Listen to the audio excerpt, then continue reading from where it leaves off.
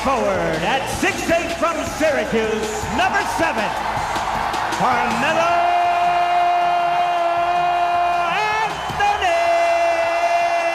Carmelo Anthony, one of the most prolific scorers in NBA history, as he's currently 9th all-time in scoring. From leading Oak Hill Academy to a 31-1 record his senior year in high school, including a win over St. Vincent St. Mary's, led by LeBron James, a national champion in his 1 year at Syracuse University, the 3rd overall pick of the dominant 2003 NBA draft. Should have been 2nd though. A 10-time All-Star, a scoring champion, has the Madison Square Garden record for most points scored in a game with 62, a 3-time gold medalist, and holds Team USA's record for most points scored in a game, a record he set in 2012. Quite a damn good resume, right? It sure is good enough to get him on the 75th anniversary team, even without a ring. How's it going, everyone? It's Nick. I hope you guys are doing great. If you love sports, you came to the right place. Today, as you can see in the title, we're here to talk about the rise, the fall, and the resurgence of Carmelo Anthony.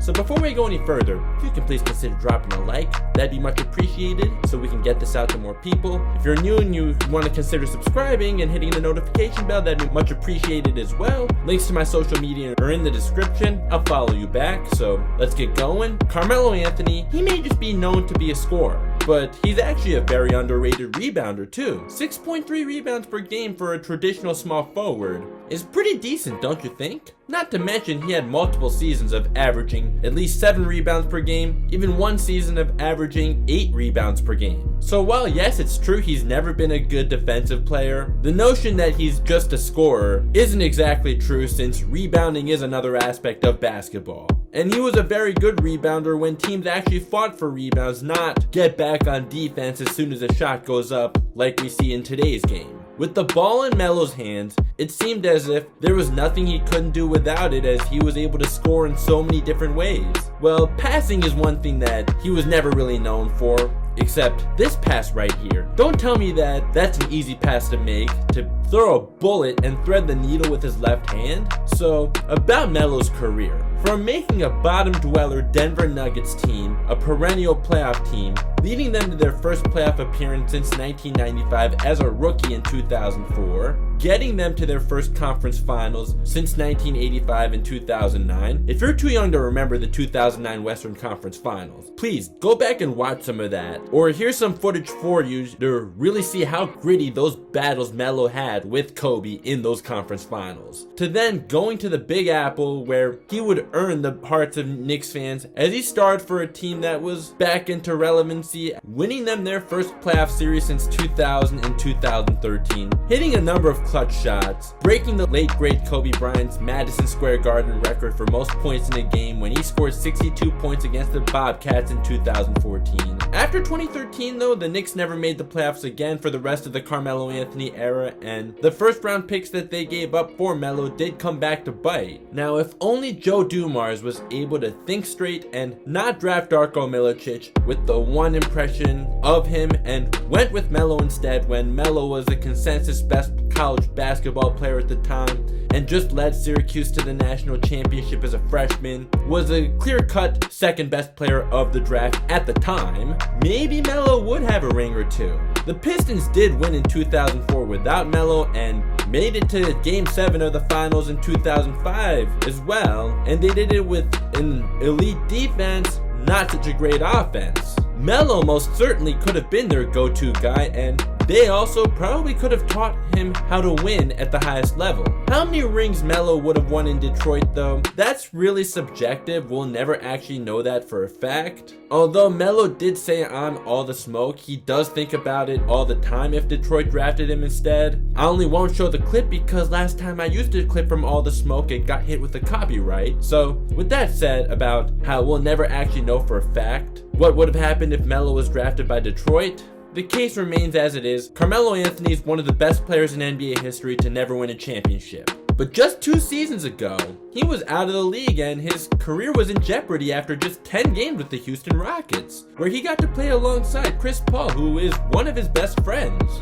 The season before that was when we already saw his career take a downward turn as he scored under 20 points per game for the first time in his career as a member of the Oklahoma City Thunder, which was a failed super team along with Russell Westbrook and Paul George that lost in the first round. Carmelo Anthony's 16 points per game that year were not only a career low for him at the time, but also on the worst efficiency of his career. With Melo's decline happening right in front of our eyes, when asked about coming off the bench, he had this to say. Maybe you've seen this, I don't know, but if you haven't, here you go. How do you feel about starting at the 4, or the concept of starting at the 4, or even coming off the bench? And the second question is... Who, me? Oh. I guess that answers that part. I mean, I don't know where that started, where that came from. Hey, P, they said I got to come off the bench. No, I'm sorry. Go ahead. Oh, well, how do you... I guess the bench question is not a... Well, Melo's selfish label was nothing new at the time. It was growing even more as nobody even wanted to give Melo a chance for the rest of the 2018-19 season after things didn't work out with the Rockets. Even with guys like, let's say, Ron Baker, if anyone remembers him, who was playing for the Knicks and the Wizards that year, someone Melo was still a lot better than at that point in his career. Melo's 13 points per game with the Rockets, while sure not at all up to par with what he was once doing, but that wasn't terrible for a guy that was usually coming off the bench. Although he was highly inefficient, shooting just 40% from the field, and he only shot 68% from the free throw line. And that sure isn't good either. But it was only 10 games into the season, and it was with a new team he was playing with, so it does seem like as if to an extent, Melo was not being treated fairly, especially when Eric Gordon, who was statistically worse at that point in the season, got to stay on the team, and not to mention Eric Gordon did know his role on the team. Eric Gordon was scoring a little bit more than Melo was, but shot just 32% from the field and 24% from 3 at the time of Melo's release, so it does feel like Melo was blackballed when knowing that. It was just a selfish label that Melo always has carried with him, and then for teams to believe that he's not willing to take a lesser role, that made teams not want him anymore. Now, there always were flaws with Melo's game, like not being enough of a willing passer or that he's a defensive liability. I'm not someone who loves advanced stats myself, at least not without context, but I'll just tell you, for those who do like advanced stats, they're not good for Melo. During Melo's time with the Nuggets, the only time they did get to the conference finals, it was with the arrival of Chauncey Billups, and I'd say Melo was their best player. However, Chauncey Billups was the leader of the team, as a guy who has experience of winning at the highest level before.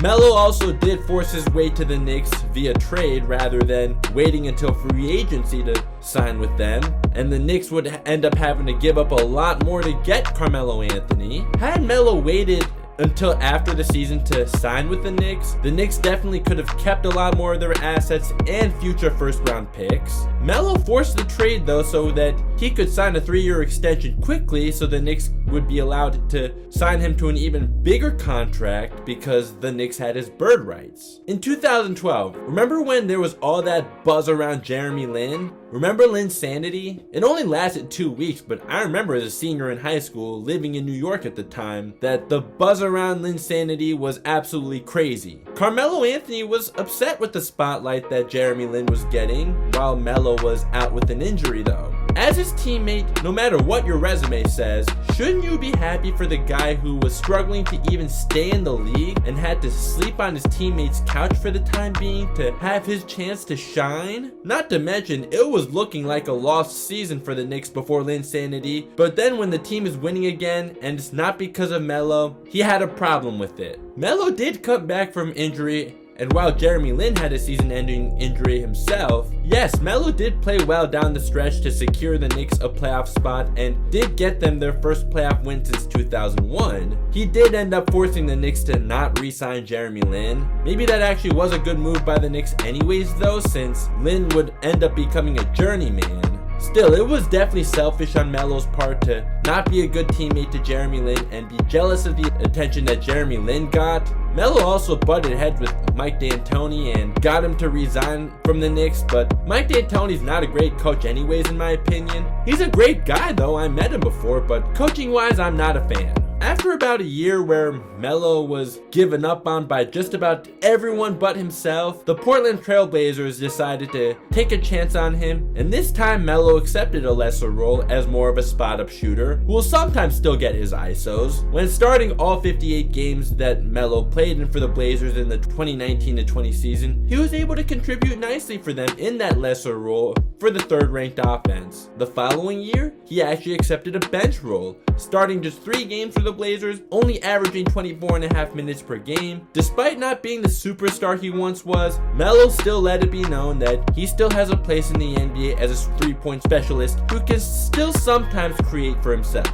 Now this year, after 19 seasons, he's finally on the same team as LeBron James. This year, in 12 games off the bench, he looks like he may be the front runner for 6th man of the year. After laughing at the idea of coming off the bench a few years ago, now he's actually in the running for 6th man of the year, averaging 17.2 points per game on 49% from the field and 50% from 3 off the bench. I know 50% from 3 is definitely not sustainable for a whole season, but he did shoot 40% from 3 just 1 season ago, so it's still possible that Melo does end up finishing with that. How about Melo for the 3-point contest this year? Who says no? The 49.3% from the field this year, that's also the best percentage of his career. Yeah, that'll probably go down as his 3-point percentage will drop as the season progresses. Either way though, I still think it's a nice story, even though he did sabotage his own career by not being willing to adapt or sacrifice for much of his career. Now that he's actually finally learned how to adapt and sacrifice,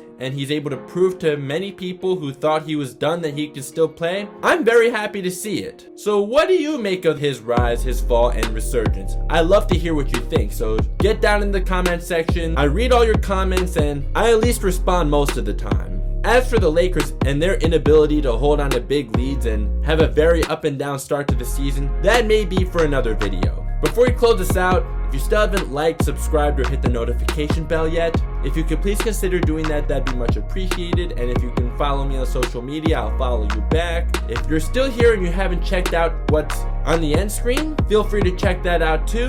If you haven't yet, that'd be much appreciated. So thank you so much for watching, and I'll see you next time. Peace.